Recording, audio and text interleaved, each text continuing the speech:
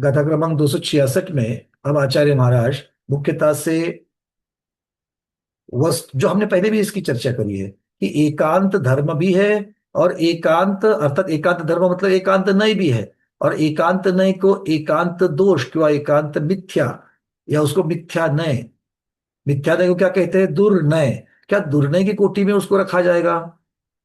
क्योंकि आपने तो कहा कि वो एक धर्म को लेकर के ही वर्णन करता है, तो एक धर्म को वर्णन करने वाला तो मिथ्या नय दुर्नय कहला जाता है। ऐसी शंका मन में आने के लिए आचार्य भारत इसका उत्तर दे रहे हैं। तेसा वेख्खा सुनया निरवेख्खा ते विदुन्नया होन्ति सयल व्यवहार सिद्धि सुनया दो हो नियमेण। और इसी चीज को जो हमने होमवर्क में लिया था कि एकांत धर्म और नय, इनमें क्या समानता है, और एकांत दोष और नय इनमें क्या अंतर है। तो एकांत धर्म को आचार्य महाराज यहाँ पर सुनय कहेंगे और एकांत दोष को दुर्नय कहेंगे। ठीक है। एक सापेक्ष है, एक निरपेक्ष है। सापेक्ष मतलब अपेक्षा सहित है, विवक्षा से भरा हुआ है। इस विवक्षा से कथन कर रहा हूं, अर्थात मेरे कहने का कोई आधार है। कैसा आधार है? साक्षात आधार है, अर्थात जो सत्य आधार है, यथार्थ आधार है। इस चीज को कहने वाला सुनय हो जाएगा। और निरपेक्ष, कोई अपेक्षा नहीं, कोई विवक्षा नहीं, बोल दिया मतलब संबंध ही प्रस्थापित नहीं कर पा रहे उसका, जो बोल रहे हैं कथित कर रहे हैं और साक्षात में जो है उसका कोई संबंध प्रस्थापित नहीं कर पा रहे हैं। इससे क्या कहेंगे? इसे दुर्नय कहेंगे। यही बात आचार्य महाराज कहते हैं, तेसा वेक सुनया। जो पहले कहे हुए तीन प्रकार के जो नय है, प्रथम नय, द्वितीय नय, तृतीय नय, ये तीन प्रकार के जो नय कह दिए वो परस्पर में अपेक्षा सहित होते हैं। ते मतलब कौन? इसके पहले जिन तीन नयों की चर्चा की गई है वो सापेक्ष है, अर्थात अपेक्षा सहित है। अपेक्षा सहित है कि नहीं है? पहले नय में एक धर्म का, दूसरे नय में उसको कहने वाले शब्द, तो संबंध बन गया। और तीसरे में उससे होने वाला ज्ञान। तो ये तीनों में भी एक दूसरे से संबंध है। और संबंध है मतलब क्या है? उसमें अपेक्षा है, अपेक्षा है, विवक्षा है, इसलिए वो क्या है? सुनया। इसलिए उनको सुनय कहते हैं। तो सुनय का किस प्रकार से परिभाषा आगे तो शुभचंद्र महाराज बताएंगे, किंतु जो सापेक्ष नय है वो सुनय कहलाता है। और निरपेक्षाते विधुन्नया होती। और जो निरपेक्ष है, बिना विवक्षा वाला है, अपेक्षा रहित है, अर्थात जो सर्वथा एक को ही ग्रहण करता है, सर्वथा अर्थात एकांत से जो एक को ही ग्रहण करता है, वो दुर्नय है। सुनया दो सयल व्यवहार सिद्धि। सुनया दो, सुनयों से सर्व सकल व्यवहार की सिद्धि होती है। व्यवहार वस्तु के स्वरूप की सिद्धि नियमेण होती, अर्थात वस्तु के व्यवहार स्वरूप की सिद्धि किससे होती है? सुनय से होती है। व्यवहार संबंधों की, व्यवहार स्वरूप की, इसका अर्थ क्या करेंगे? वस्तु के व्यवहार स्वरूप की सिद्धि सुनय से होती है। क्या कहेंगे अरविंद जी? पर्याय से। पर्याय, ये एक बात समझ लेना, व्यवहार, पर्याय, ये सब पर्यायवाची शब्द है। इसलिए व्यवहार का अर्थ हमेशा पर्याय ही करना ये जरूरी नहीं है। क्योंकि अभी नए में हमने नित्यता की चर्चा करी कि नहीं करी? क्या हमेशा हम अनित्यता की चर्चा करते हैं क्या? नहीं। व्यवहार का मतलब क्या है? कथन स्वभाव। करके जब समझाया जाता है तो इसे व्यवहार कहते हैं, संबंध कहते हैं। ठीक है। तो संबंध शब्द को भी व्यवहार से कहा जाता है। चलिए, तो लोक व्यवहार का लोप किससे हो जाएगा? सुनय से या दुर्नय से? लोक व्यवहार का लोप किससे हो जाएगा? डॉक्टर शैला दीदी सास है, ये लोक व्यवहार है कि नहीं है? सासुमा है ये। तो भाई अपेक्षा तो लगाओ, क्या अपेक्षा है? उनके बहू की अपेक्षा। बेटी की अपेक्षा सास है क्या वो? नहीं। बहू की अपेक्षा सास है, दामाद जी की अपेक्षा सास है। तो विवक्षा है, इसीलिए ये क्या है? सुनय है। और उसी से लोक व्यवहार भी बन गया। अब डॉक्टर शैला दीदी के दामाद की अंजलि दीदी सास है, अगर ऐसा कह दिया जाए तो? अभी तो अंजलि दीदी अभी से ना बोल रही है। होगी क्या? नहीं होगी। क्यों? संबंध ही नहीं बैठ रहा है उसमें। तो ये क्या हो जाएगा? ये दुर्नय हो जाएगा। क्योंकि लोक व्यवहार का लोप हो जाएगा। जिसका जो संबंध नहीं है उसके साथ संबंध जोड़ेगा तो चलेगा क्या? अरे भैया, जो है उनको निभाने में इतना प्रॉब्लम्स हो रही तो नए नए और कहां से ले लेंगे? हाँ या ना? तो लोक व्यवहार का लोप दुर्नय से होगा, और लोक व्यवहार की सिद्धि सुनय से होगी। तो लिख तो लो, इतनी बड़ी बात हम लोगों को मिल गई है। 2 लाइन लिख लो कहीं तो, अपनी अपनी भाषा में लिख दो। तब तक मैं छाया को ले लेता हूँ। चलिए, 266 नंबर की गाथा की छाया, संस्कृत छाया। ते सापेक्षः सुनयः निरपेक्षा ते अपि दुर्नया भवन्ति, सकल व्यवहार सिद्धि सुनयता भवति नियमेन। इतनी सरल संस्कृत कहीं पर भी पढ़ने में नहीं आई है। इतनी सरल संस्कृत शुभचंद्र महाराज की है। ते सापेक्षा सुनया, जो सापेक्ष सुनय, जो सापेक्ष है वो सुनय है। निरपेक्षा ते अपि दुर्नया, जो निरपेक्ष है वो दुर्नय है। और सकल व्यवहार सिद्धि सुनयता भवति, अर्थात सकल व्यवहार की सिद्धि सुनय से होती है। चलिए, अब शुभचंद्र महाराज ने एक पूरा पैराग्राफ बना करके, काफी बड़ा पैराग्राफ बना करके बताया है। अब मुख्यता से, अब शुभचंद्र महाराज हमें इसमें क्या देंगे? वो कहते हैं यहाँ पर नय सुनय दुर्नय सापेक्षता निरपेक्षता सामान्य विशेष और अर्थ क्रिया, ऐसे पारिभाषिक शब्दों की परिभाषा इस शुभचंद्र महाराज इसके सहारे से हमको बता रहे हैं। सुनय किसे कहते हैं, दुर्नय किसे कहते हैं? तो आप बोलोगे कि सापेक्ष को सुनय कहते हैं, तो सापेक्ष किसे कहते हैं, निरपेक्ष किसे कहते हैं? इनकी चर्चा यहाँ पर आ जाएगी। चलिए, तैयार हो जाते हैं। ते त्रयो नयः धर्म शब्द ज्ञान रूप सापेक्ष, अर्थात स्व विपक्षापेक्षा सहित। शुभचंद्र महाराज का एक तरीका आपको समझ में आ गया। एक शब्द बता देते हैं और उसका पर्यायवाची या उसको खोल करके उसका अर्थ बताने वाले शब्द आगे रख देते हैं। तो यहां पर क्या कह रहे हैं? ते त्रयो नयः, वो तीन नय। कौन से तीन? वो तीन जिनकी चर्चा पिछली गाथा में कर रही है। कौन से? धर्म शब्द ज्ञान रूप। धर्म मतलब स्वरूप, शब्द द्वितीय नय हो गया, और ज्ञान तृतीय नय हो गया। अब कितना अच्छी तरीके से याद रह रहा है नहीं? धर्म शब्द और ये क्या है? ये तीन नय है। ये नय के ही भेद है। अरे ये इतना बढ़िया से बढ़िया याद रह रहा है। और हाँ, प्रश्न ये कब तक रहेगा? अच्छी तरह से इसको चला करके देखेंगे तब चलेगा। चलिए आगे क्या कहते हैं। अब आचार्य वर्ष के कि ये जो तीन नय है वो सापेक्ष, वो सापेक्ष है। अब सापेक्ष है तो सापेक्ष शब्द का अर्थ भी करना चाहिए। तो कहते हैं स्व विपक्षापेक्षा सहिता। अब इसमें तीन शब्द आ रहे हैं। ये जो बड़ा शब्द है, सापेक्ष को समझाने की जो परिभाषा है, उसमें आचार्य महाराज तीन शब्दों से इसको बता रहे हैं। क्या है? स्व विपक्ष अपेक्षा सहित। तो स्व और विपक्ष, इसको एक जोड़ी बना लो, और अपेक्षा सहित इसको अलग से कर लो। तो स्व और विपक्ष, इसमें से जो पक्ष शब्द आया है वो स्व के साथ भी लगाना और वी के साथ भी लगाना। तो स्वपक्ष विपक्ष, इनकी जो अपेक्षा सहित होता है, तो स्व का पक्ष और विपक्ष मतलब क्या होगा? स्वभाव विभाव, ये भी हो जाएगा। और स्वचतुष्टय पर चतुष्टय, ये भी हो जाएगा। तो आचार्य महाराज कहते हैं कि धर्म नय, शब्द नय और ज्ञान नय, ये नय के तीन भेद है।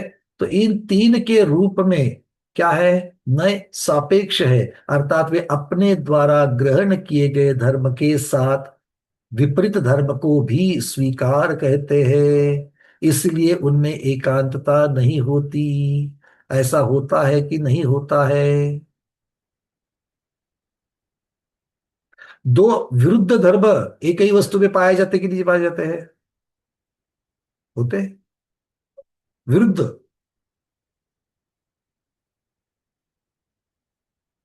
ठंडा और उष्ण, ये दो विरुद्ध है ना, एक साथ पाए जाते हैं। आप कहोगे नहीं, क्योंकि मैंने अपेक्षा नहीं लगाई। और अगर मैं तुम कहूँ तो नहाने का पानी कथनचित गर्म है, कथनचित ठंडा है। नहाने के लिए मुझे जितना गर्म लगता है, अगर उतना नहीं है तो आप क्या कहते हो, अरे पानी तो आज गर्म ही नहीं हुआ, ठंडा है।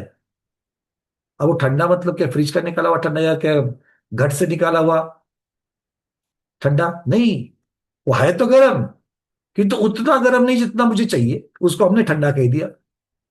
मतलब वो कथनचित ठंडा है क्योंकि उसके पीछे मेरी विवक्षा है। क्या विवक्षा है? मुझे जितना गर्म चाहिए था उतना गर्म नहीं है, वो मेरे लिए ठंडा है। अच्छा, बुखार चढ़ता है कि नहीं चढ़ता है? चढ़ता है। 102 तक बुखार चढ़ गया, थर्मामीटर से माप लिया, बोले अरे बाप रे क्या बुखार। अब पैरासिटामोल ले लिया थोड़ी देर के बाद, और देखा तो कितना आ गया, 100 आ गया। अब आपने क्या कहा? बुखार उतर गया।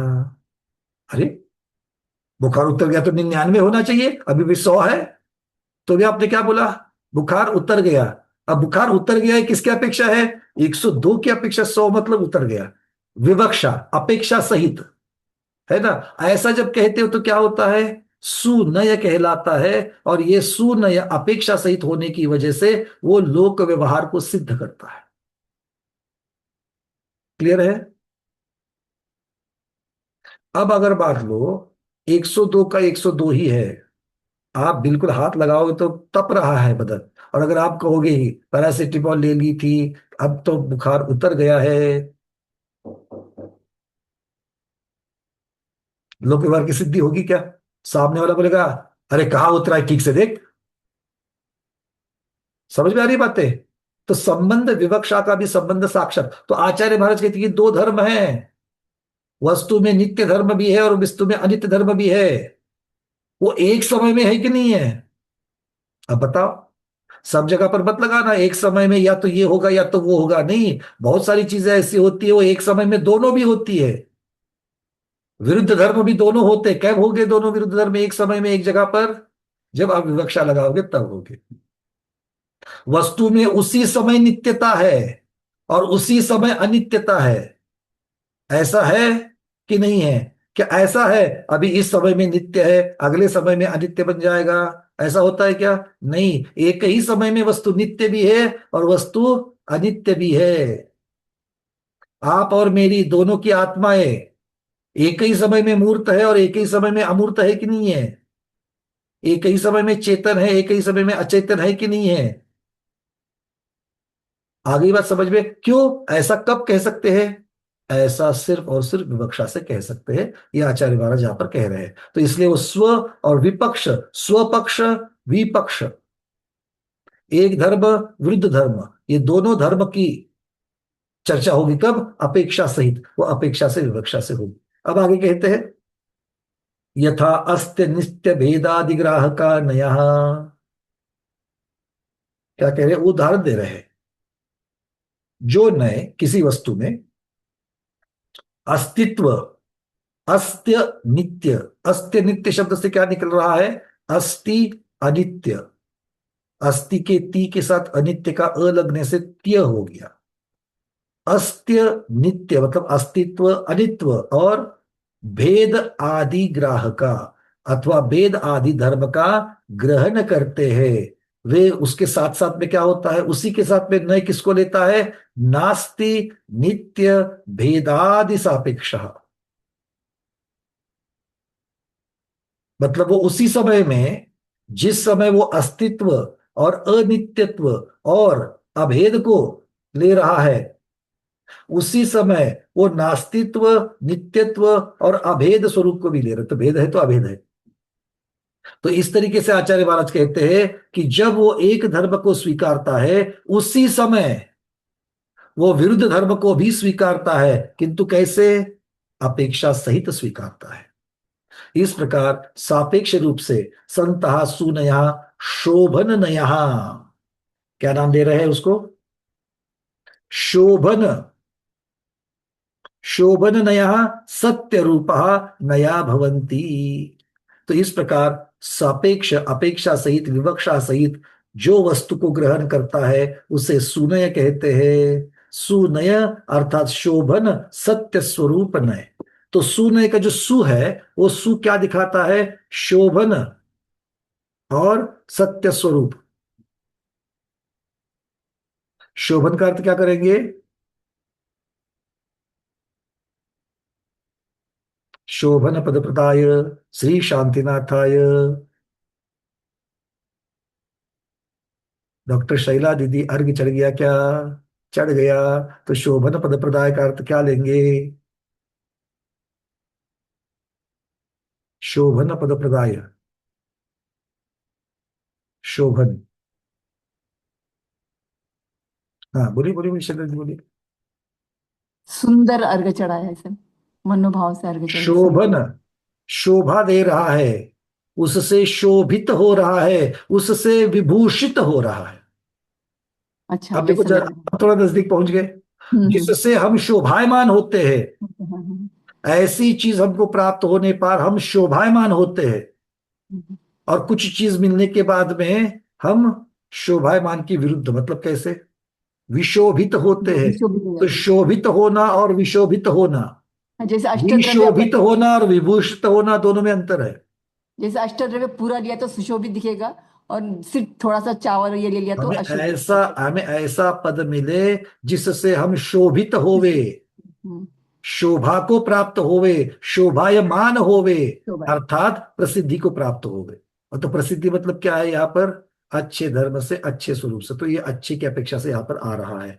तो सुनय का अर्थ है शोभन, अर्थात सत्य स्वरूप को सत्य स्वरूप नय कहा जाता है। ठीक है, सत्य यथार्थता की वजह से, और शोभित मतलब सही तरीके से, समीचीन सम्यक तरीके से वो लग रहा है। तो सुशब्द से ये सारी चीजें आ जाती है। ठीक है भैया, इतना अर्थ करने की जरूरत नहीं है, ऐसा लग रहा है ना? हाँ, आज सुबह की बात है, धवला जी की। धवला जी ने एक प्रश्न उठा कि जब आपके सामने दोनों प्रकार के शिष्य बैठे हो, आचार्य महर्षि को प्रश्न पूछा कि एक सूत्र आया, उस सूत्र में दो जगह पर अस्थि शब्द लगा दिया उन्होंने।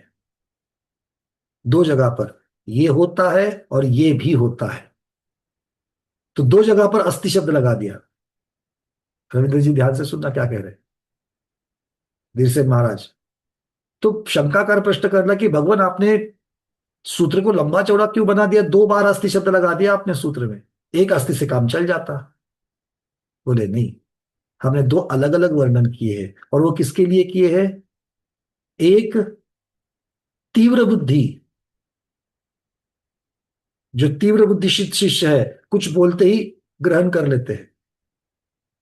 और दूसरे अल्प बुद्धि है, अल्प बुद्धि को विस्तार करना पड़ता है। तो इसलिए हमने दोनों शब्द, दोनों के अर्थ दोनों कर दिए। तो आगे शंकाकार चुप नहीं बैठता, शंकाकार बोलता है भगवान ये बात तो समझ में आ गई कि भाई जब आप विस्तार रुचि वालों के लिए विस्तार से बता रहे हो, तो उस समय जो तीव्र बुद्धि वाले, जिनको थोड़ा कहने पर भी समझ में आता है, उनके लिए तो प्रॉब्लम बन जाती है। प्रॉब्लम बनती है कि नहीं बनती है? अगर किसी को समझ में नहीं आया है, हमारे पास दो टाइप के लोग हैं मेरे सामने बैठे हुए, और जिनको समझ में नहीं आता उसको मैं खींच खींच के और एक 5 मिनट 10 मिनट और समझा रहा हूं और दृष्टांत दे रहा हूं, और फिर से वो प्रश्न पूछ रहा है, मैं फिर से कर रहा हूं। तो जिसके समझ में पहले 2 मिनट में आया था, उसके लिए वो आगे के 10 मिनट क्या होता है? क्या होता है बोलो राजेश जी, क्या होता है? जिसके समझ में आ चुका है, मान लो दो प्रकार के सामने लोग बैठे हैं, एक को पहले 2 मिनट में समझ में आ गया और दूसरे को समझ में नहीं आया करके उसी बात को घिस घिस के और 10 मिनट एक्सप्लेनेशन किया जा रहा है। तो आगे जब 10 मिनट वो जब बताया जा रहा है, तो पहले जिसको 2 मिनट में समझ में आ गया है उसकी अवस्था क्या होती है? ये विल्सन और महाराज उसको को तो पूछा जा रहा है, क्या होता है? वो बोरियत होती है ना, उसको तो मन में तो यही हाँ शब्द है। अब भाई ठीक है, ये क्या चल रहा है, चलो ठीक है, हमको समझ में आ गया, बट वहां पर हमारे बोरियत होती है और हम उसको दुर्लक्षित करते हैं। रविंद्र जी ठीक कहा कि नहीं कहा? ऐसे भाव बनते कि नहीं बनते हैं? हाँ हाँ। आचार्य महाराज बोलते यहीं पर आप गलती करते हैं। धवलाकार कह रहे, वीरसेन महाराज कह रहे हैं, क्योंकि इनडायरेक्टली जब विस्तार वर्णन हो रहा है तो तीव्र बुद्धि वाले का अगर वहां पर अनादर हो जाता है, अज्ञात भाव से अनादर हो जाता है, वो अनादर नहीं करना चाहता, तो कथन किसका चल रहा है? जिनवानी का चल रहा है। और जिनवानी के कथन के बारे में आपको अनादर होता है, क्यों? मन में एक प्रकार का अहम अपने आप तैयार होता है, अरे ये तो मुझे मालूम है, अरे ये तो मुझे मालूम है। और अहम और धर्म ध्यान साथ चलेंगे क्या? नहीं चलते। तो धर्म ध्यान से आप आर्त ध्यान में आ जाते हो। सामने स्वाध्याय में बैठे हो, स्वाध्याय कान पर आ रहा है, किंतु हम धर्म ध्यान से आर्त ध्यान में पहुंच गए, तो फायदा होगा कि नुकसान होगा? तो फिर आचार्य महाराज को पूछा गया, भगवान फिर उसे क्या करना चाहिए? बोले उसने इस आशा से वो आगे के 10 मिनट को भी सुनना चाहिए कि इसमें कुछ ना कुछ तो मुझे नई बात मिलेगी, अश्रुत पूर्व मिलेगा। ये अगर भाव लगा करके वो सुनेगा तो सुनी हुई बात के बारे में भी कुछ ना कुछ तो उसको नया जरूर मिलेगा। क्यों? क्योंकि नया कुछ तो दृष्टांत मिलेगा, नई बात निकलेगी, और कोई ग्रंथ का संदर्भ मिलेगा, कुछ ना कुछ तो नया जरूर मिलेगा। समझ में आ रही बातें? इसलिए अगर मैं कहीं पर थोड़ा सा ज्यादा खींचूंगा तो आपके मन के भाव आर्त ध्यान के ना होवे, धर्म ध्यान के हुए, क्योंकि मैंने इसका स्वयं अनुभव किया है।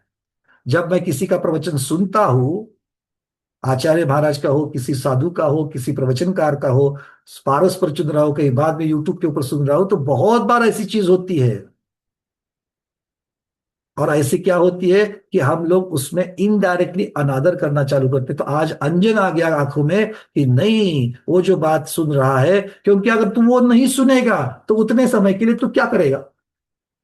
8 मिनट 2 मिनट में समझ में आ गया, अब बाकी के 8 मिनट तो वहां पर एक्सप्लेनेशन और एडिशनल होने वाला है, तो उस 8 मिनट में तू क्या करेगा? बैठा तो स्वाध्याय में है, नया तो तेरे को और कुछ ध्यान तेरा उधर नहीं है, तो तुझे 8 मिनट क्या मिलने वाला है? 8 मिनट तुझे आर्त ध्यान मिलने वाला है, धर्म ध्यान नहीं मिलने वाला है। आ गई बात समझ में? ऐसे ऐसी चीजें धवला जी में उठा करके सीधा किया जा रहा है सबको, बड़ा सुंदर। तो इसीलिए हम लोगों को ये पुरुषार्थ करना पड़ता है, क्योंकि अनादिकाल के संस्कार की वजह से हमें ऐसी ऐसी भावनाएं आ जाती है। अगर हमको ज्ञान ग्रहण करने की भावना अगर हम रखेंगे तो पक्का उसमें से फायदा ही होगा। एक बार बोलो हाँ। अजी रविंद्र जी बोलिए। इसी अपेक्षा से एक संक्षेप में समझने पर सम्यक होता है, और किसी को विस्तार सम्यक बताया वो विस्तार से तीनों समझने पर उनको सम्यक होता है, बिल्कुल। यानी आप तत्वार सूत्र में देखो, 3 प्रकार के रुचि वाले विस्तार, एक अल्प विस्तार वाले हैं, एक मध्यम विस्तार हाँ। वाले हैं, और एक विस्तार रुचि वाले हैं। तीनों के लिए आचार्य भगवान ने उपदेश दिया तत्वार मुझे सूत्र जैसे हाँ महाग्रंथ में। मुझे अभी तक उसका समझ में नहीं आया था कि संक्षेप में किसको समझेगा या विस्तार। आज का क्लियर हो गया कि संक्षेप किसे कहेंगे, विस्तार किसे कहेंगे। धवला जी, भगवान धवला जी इसीलिए है, जो भी आपने पढ़ा है ऐसा क्यों, वो वहां बताते हैं बहुत बार। अब आप विषय निकला करके बता दो आप लोगों को। चर्चा चल रही थी आहारक का योग की। आहारक का योग के बारे में, आहारक शरीर का पुतला क्यों निकलता है, तो आप लोग अपने योग मार्गना की अगर पीडीएफ देखोगे तो हमने वहां पर एक शब्द रखा है, क्योंकि हमने रखा है मतलब हमने संकलन जहां से लिया है वहां पर प्राप्त हुआ करके हमने भी रख दिया उसको। असंयम की बहुलता, असंयम की बहुलता का परिहार करने के लिए, क्योंकि वर्षा योग है, वर्षा योग में अगर चलते जाएंगे कहीं पर, कुछ भी करेंगे, तो क्या होने वाला है? जीवों की हिंसा होने वाली है। इसलिए असंयम की बहुलता है, उसका परिहार करने के लिए वो साक्षात चले जाने की वजह से वहां पर कहा जाते हैं, वो आहारक पुतले से जाकर के अपना कार्य करके आते। फिर भगवान का दर्शन करना हो, अकृत्रिम जयनालय की वंदना हो, केवली पाद श्रुत केवली के पादमूल में जाना हो, सूक्ष्म चर्चा करनी हो, जाएंगे। अब ऐसा होने के बाद में वहां पर शंकाकार ने पूछ लिया, तो भगवान ऐसा है तो फिर आप आहारक का योग को सिर्फ छठे गुण स्थान में होता है, ऐसा लिमिट क्यों कर रहे हो? प्रश्न ध्यान से सुनना।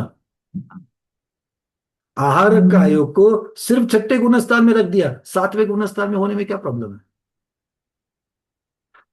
भले आगे ऊपर वाले सातिशय अप्रमत्त हो या आठवां नौवां दसवां हो, उसमें नहीं हुआ तो ठीक है, क्योंकि वहां तो आप ध्यान में चल करके और कोई दूसरी चीजें कर रहे हैं, वहां पर फिर आप जाकर के प्रवृत्ति अलग हो सकती है। तो आपको सातवें की शुरुआत में जो है उसमें होने के लिए क्या प्रॉब्लम है, अप्रमत्त में होने के लिए क्या प्रॉब्लम है, ध्यान से सुनना क्या उत्तर दे रहे हैं वीरसेन स्वामी। वो कहते हैं असंयम की उत्पत्ति के साथ जो प्रमाद उत्पन्न हो रहा है, वो प्रमाद आहारक शरीर का निर्मिति का कारण है। बड़ी विलक्षण बात है। क्या कह रहे हैं, आहारक शरीर की उत्पत्ति क्यों हो रही है, असंयम से उत्पन्न प्रमाद की वजह से। अब इसका अर्थ कर लो, असंयम से उत्पन्न प्रमाद अच्छी चीज है कि बुरी चीज है? बुरी। तो बुरी चीज से आहारक, आहारक शरीर की उत्पत्ति, और वो भी किसके, महामुनिराज। सबके नहीं होता, जिनको आहारक रिद्धि प्राप्त हो गई उन मुनिराज की चर्चा चल रही है। और दूसरी बोले आज्ञा कनिष्ठता का प्रमाद। आज्ञा शब्द क्या किसका है वाचक, आगम का वाचक है। हम लोग बोलते हैं ना आज्ञा सम्यक्त्व, मतलब आगम से जो प्राप्त हो गया उसको आज्ञा, आज्ञा कहो आगम कहो, ये पर्यायवाची एकार्थवाची शब्द है। और उसकी कनिष्ठता, कनिष्ठता मतलब अल्पता। तो अगर मेरे ज्ञान में आगम का कोई ज्ञान अल्प है, जिसकी वजह से मैं किसी सूक्ष्म विवेचन को समझ नहीं पा रहा हूं, तो उससे प्रमाद उत्पन्न होता है। और वो प्रमाद जो है, वो प्रमाद आहारक शरीर का कारणभूत है, और इसलिए आहारक शरीर निकलता है और जाता है। किसको निकलता है, जिसको आहारक रिद्धि है। तो आहारक रिद्धि होना लब्धि है, किंतु लब्धि से कार्य कब होगा, जब निमित्त मिल जाएगा। तो निमित्त कौन सा चाहिए, बोले प्रमाद का चाहिए। अब परमात्मा। यहां पर ये शब्द का अर्थ करना सबके बस की बात नहीं है। ग्रेट। इसलिए तो आश्रित पूर्व उपदेशक जो हमारे वैराग्य गुरुदेव है, उन्होंने बढ़िया से उसका अर्थ कर लिया। क्योंकि ये चर्चा जिससे निकली, चर्चा हमारे पूर्व में किसी से इसके ऊपर थोड़ी सी, उन्होंने हमारी पीडीएफ देखते हुए उन्होंने बोल दिया था ये गलत है या ऐसा नहीं हो सकता। अब महामुनिराज है, उनको आप असंयम की चर्चा कर रहे हो, असंयम। तो हमने देखा तो यहाँ पर तो आचार्य महाराज असंयम नहीं, असंयम से उत्पन्न प्रमाद आहारक शरीर का कारण कह रहे हैं। तो फिर उसका अर्थ कर लिया, प्रमाद का अर्थ है प्रशस्त राग, क्योंकि प्रशस्त राग भी तो प्रमाद है या ना। हाँ। अब इतनी सारी असंयम की बहुलता है, इतनी सारी असंयम की बहुलता है कि चले जाएंगे तो पक्का ही जीव की हिंसा होगी। कीचड़ आदि है, जल आदि है, सब है, हवा भी इतनी दूषित हो चुकी है। फिर भी मुझे केवली श्रुत केवली के पादमूल में जाने का मोह हो रहा है कि नहीं हो रहा है? किसके लिए, घूमने के लिए नहीं, आज्ञा के निष्ठता की वजह से, या फिर जिनालय के वंदन करने के लिए, अकृत्रिम चैत्यालय का वंदन करने के लिए। मतलब इसके पीछे की मंशा क्या है, वो प्रशस्त है, वो प्रशस्त है कि इतनी सारी असंयम की बहुलता है, मैं शांति से यहां बैठ लूंगा, जब ये पूर्ण हो जाएगा, अच्छा असंयम वाली परिस्थिति निकल जाएगी, वर्षा खत्म हो जाएगा, तो मैं जाकर के दर्शन कर लूंगा या जाकर के केवली भगवान के पाद में जाकर के चर्चा कर लूंगा। बट मुझे अभी चाहिए, असंयम होते हुए भी चाहिए। तो ये असंयम से उत्पन्न प्रमाद, प्रमाद मतलब प्रशस्त राग, और ये प्रशस्त राग है, ऐसा प्रशस्त राग हो गया, इसीलिए वो छठे गुणस्थान में ही होता है, क्योंकि छठी गुणस्थान की अवस्था प्रमत्त विरत है, यहाँ के ऊपर की अप्रमत्त है। जो अप्रमत्त अवस्था है वहां पर प्रशस्त राग भी नहीं होता है, और प्रशस्त राग भी अगर नहीं होगा तो आहारक पुतला निकलने का कोई, गमन का कोई इच्छा बनेगी नहीं, बनेगी। समझ में आ रही है? मतलब ऐसे ऐसे एक एक चीज जो है, हाँ प्रभात प्रशस्त भी होता है, क्योंकि प्रभात मतलब क्या, राग द्वेष कषाय तो दिया है प्रभात में। प्रभात 15 प्रभात में दिग्गिनो क्या है, 15 प्रभात, उसमें राग द्वेष तो है। तो राग द्वेष तो प्रशस्त भी होते हैं, इंद्रिय के पूर्ति करने के लिए, इंद्रिय विषय की पूर्ति करने के लिए भी है, और हमारे मोक्ष मार्ग संबंधी जो प्रशस्त राग है उसके लिए भी है।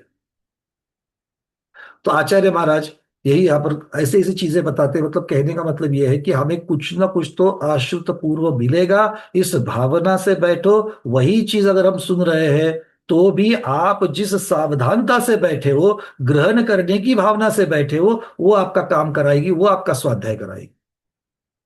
क्योंकि अनेक अकेले शब्द को समझना और शब्द को पढ़ना स्वाध्याय नहीं है, ये आचार्य महाराज बताते हैं। इसलिए ऐसे ग्रंथराज बहुत उपयोगी है। आगे कहते हैं कि यथा अस्ति नित्य भेदादि ग्राहका नया नास्ति नित्य भेदादि सापेक्षा संतः सुनया शोभनया सत्य रूपा नया भवंती। अर्थात जिस समय एक नए अस्थि रूपता, नित्य रूपता, अभेद रूपता को स्वीकार करता है, उसी समय वो उनसे विरुद्ध ऐसे नास्ति स्वरूप को, अनित्य स्वरूप को, भेद रूप स्वरूप को भी स्वीकारता है। और कैसे स्वीकारता है? अपेक्षा सहित स्वीकारता है।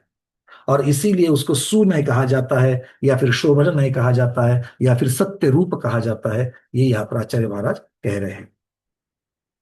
अब वो कहते हैं अपि पुनः ते त्रयो नया धर्म शब्द ज्ञान रूप निरपेक्षा स्वविपक्षापेक्षा रहिता। अब इनके विपरीत, इनसे विपरीत मतलब अब तक जितनी जिसकी चर्चा चल रही थी, मतलब जो अपेक्षा वाले नए की चर्चा चल रही थी, सुनय की चर्चा चल रही थी, उसकी चर्चा करते हुए वो कह रहे हैं इससे विपरीत वो तीन त्रय, तीन नए, वही तीन प्रकार के नए अर्थात धर्म नए, शब्द नए और ज्ञान नए, जब निरपेक्ष, जब निरपेक्ष हो जाते हैं, अर्थात किसी भी अपेक्षा से रहित हो जाते हैं, विवक्षा से अगर रहित हो जाते हैं, तो क्या होता है? उनके द्वारा, अपने द्वारा या नए के द्वारा ग्रहण किए गए जो धर्म है, धर्म और विपरीत धर्म, स्वपक्ष और विपक्ष रहिता, उनकी अपेक्षा को पूर्णता छोड़ देते हैं। मतलब जिस अपेक्षा से, जिस विवक्षा से स्वपक्ष और विपक्ष बन रहा था, दोनों को उन्होंने ग्रहण किया था, वो अपेक्षा ही छूट जाने की वजह से वे दुर्नय हो जाते हैं। उसी को एकांत मिथ्यात्व भी कहा गया है, या उसी को एकांत दोष भी कहा जाता है। तो विवक्षा रहित कथन करना, इसी को क्या कहेंगे? विवक्षा सहित करना वो स्यात्वाद है, और विवक्षा रहित करना वो एकांत मिथ्यात्व है। आ गई बात समझ में? एकांत एकांत एकांत एकांत एकांत को क्यों बुरा कहा जा रहा है? क्योंकि वो अपेक्षा रहित होता है, और अपेक्षा रहित कथन से लोक व्यवहार की सिद्धि नहीं होती। बात खत्म, ये उसका कारण। अब इसका उदाहरण दे रहे हो, यथा नास्ति निरपेक्ष सर्वथा अस्ति स्वभाव। जो केवल अस्तित्व को मान करके नास्ति की अपेक्षा को सर्वथा छोड़ देता है, वो वस्तु को हमेशा अस्ति स्वरूप ही मानेगा। जो नित्य मान रहा है वो अनित्य धर्म को छोड़ देगा, अपेक्षा छोड़ देगा। मतलब क्या है? नित्य और अनित्य का संबंध ही छोड़ देगा। नित्य क्यों है वस्तु? अनित्य की अपेक्षा नित्य है। वस्तु अनित्य क्यों है? नित्य की अपेक्षा अनित्य है। हाँ या ना? सोने के एक आभूषण से दूसरा आभूषण बन गया, तो पर्याय तो बदल गई। उत्पाद व्यय होने से पर्याय तो बदल गई। तो पर्याय में, पर्याय जो है उसकी विनष्टता है, मतलब वस्तु विनाश को प्राप्त हो रही कि नहीं हो रही है? हो रही है। वस्तु को विनाश को प्राप्त हो रही है, ये कथन आपने किस अपेक्षा से कहा? क्योंकि आपकी अपेक्षा तब वहां पर है नष्ट होना। ये कथन आप कब कर रहे हो? जब उसके अंदर का सुवर्णत्व जो है, सोनेपना जो है, वो नष्ट नहीं हो रहा। मतलब उसकी नित्यता की अपेक्षा आप अनित्यता का वर्णन कर रहे हो, और अनित्यता की अपेक्षा नित्यता का वर्णन कर रहे हो। तो जब तक ये अपेक्षाएं बनी रहती है, तब जाके विरुद्ध धर्म को आप स्वीकार कर सकते हो, अन्यथा नहीं स्वीकार कर सकते हो। ये आचार्य महाराज यहाँ पर हमको कह रहे। अनित्यत्व निरपेक्ष सर्वथा नित्य स्वभाव। अनित्य की अपेक्षा छोड़ देने पर हमेशा वस्तु का नित्य स्वभाव मानना, ये दुर्नय कहलाएगा। अभेदत्व निरपेक्षा सर्वथा भेद स्वभाव। अभेद की अपेक्षा छोड़ करके अगर वस्तु को हमेशा भेद रूप ही माना, तो भी वो एकांत या दुर्नय कहलाएगा। इत्यादि निरपेक्षा नया दुर्नया भवंती। इस प्रकार से जो विपरीत धर्म की अपेक्षा को रहित होकर के कथन करते हैं, उसे दुर्नय कहते हैं। तो दुर्नय की परिभाषा क्या होगी? निरपेक्षा नया दुर्नय। जो विरुद्ध धर्म की, विपरीत धर्म की अपेक्षा से रहित केवल एक ही धर्म को स्वीकारते हैं, वो दुर्नय अर्थात मिथ्या नय कहलाते हैं। तथा चोक्तम, कहा भी है, आचार्य भगवान क्या कहते हैं? दुर्नयाय दुर्नये कांत मारूढ़ा भावानाम स्वार्थिका हिते स्वार्थिकाश्च विपर्यस्ता सकल का नया यतः। आचार्य महाराज आगम में कहते हैं, जब वो नए एकांतवाद पर आरूढ़ हो जाते हैं, अर्थात जब नए एकांतवाद को स्वीकारते हैं, तो वह वस्तु के स्वरूप को अपने अपने एकांत पक्ष से ही ग्रहण करते हैं। मतलब अनेक धर्म में से एक धर्म को ही ग्रहण करते हैं, तभी तो एकांत पर आरूढ़ है, अर्थात एकांत एक धर्म की अपेक्षा से कथन कर रहे, तभी तो उसको नहीं कहा जाएगा।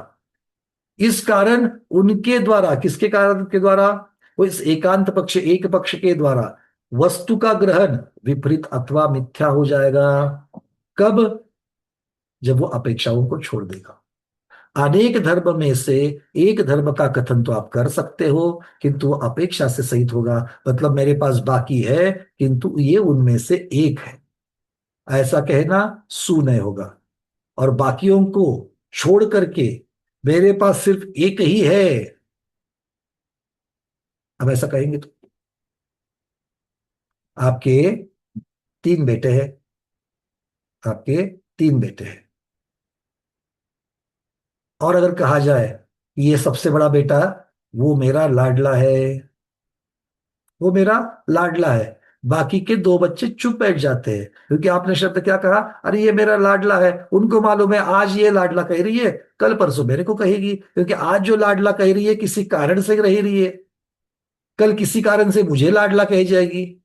किंतु अगर आपने बाकी सब लाडलेपन को छोड़ करके सिर्फ बड़े बेटे को ही कहा, सिर्फ मेरा ये एक ही लाडला है, हो गया महाभारत शुरू। क्यों? क्योंकि आपने बाकियों को स्वीकार ही नहीं किया, एक को ही स्वीकार किया। तो बात बिल्कुल भी दुर्नय वाली हो जाएगी, लोक व्यवहार की सिद्धि नहीं होगी। इसको हमको समझना है। और इसीलिए अपने लोक व्यवहार में, रोजमर्रा की जिंदगी में भी आपको सुनय का अवलंबन लेना चाहिए। सासू माँ बीमार है, सासू माँ बीमार है, तो कौन सा धर्म देखना चाहिए? मेरे बहू का धर्म देखना चाहिए, क्योंकि मैं बहू क्यों हूं? उस सास की अपेक्षा से हूं। बहू क्यों हूं? सास की अपेक्षा से हूं। और सास ने मुझे बहुत बार डांटा था, जली कटी अपमान वाले शब्द बोले थे, है ना?